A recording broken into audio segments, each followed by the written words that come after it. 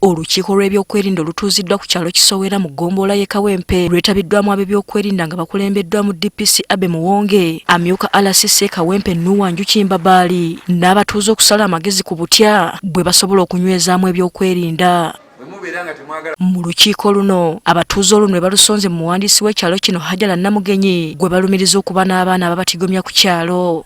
Bakeera ku makya ssaawa 11 ne bamakinga ne batambula badda ku kkubo naye ne balinda abantu abagenda kola ne bakwata abantu ne bababba ebintu byawo ogenda kuwulira nduulu. Abatuuze bagamba beekubidde enduulu naye tebayambiddwa. Otuuka ku poliisi n'owaayo omusango n'obala gundi ate benyini bamukola ki bagenda ne bamugamba gundi yaleese omuti omusango wano naye ogenda ku poliisi nga babbye ekintu kyo ate nga obatira okubbira omu wabaawo zi cameras okufuna footage kamera gwebekutte ku poliisi lutalo era nze neebuuza poliisi kiyinza otuddizaako ekyobwereere.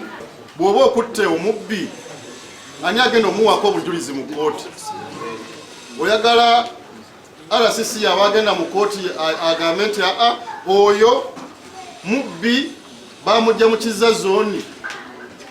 So sente bw'obanga okutta omubbi obudde bwe butuuka obw'okuba obujulizi era kkooti ekuyita n'okola ki? N'owa obujulizi. Wano Namugenyi alagiddwa okwewozaako ku bemwogerwako abatuuze. Ono zino aziise empalana za ku kyalo. Naye muleme kunteeka ku nninga ng'olwokuba olina empalana nange tova mu ofiisi ya RCC tova mu mpalana gundi seba ow'ekitiibwa mukama wange siganye abaana basomye naye tebalina mu ofiisi gammwe. Amyuka RCC Kawempe Nuwa Njuki Mbabali ategeezezza nga bwe bagenda okukwata buli ayogeddwako mu bumenyi bw'amateeka. Ky'omukusa omulungi abatuuze batubuulidde abaana baabwe ababbi era ensonga gye tuliko kati tugenda kubakwata tubasibe ne tuwa n'ekiragiro nti omuntu yenna anasangibwa ku flyover nga oyebase wansi waayo wakukwata kusiba anabeera waggulu ng'alirayo ebikajjo simanya kunywerayo njagayo naye wakola ki wakusibwa. Ne bassentebe abatayagala kwettanira nkiiko za ku byalo naddala ez'ebyokwerinda nabo baakukwatibwa.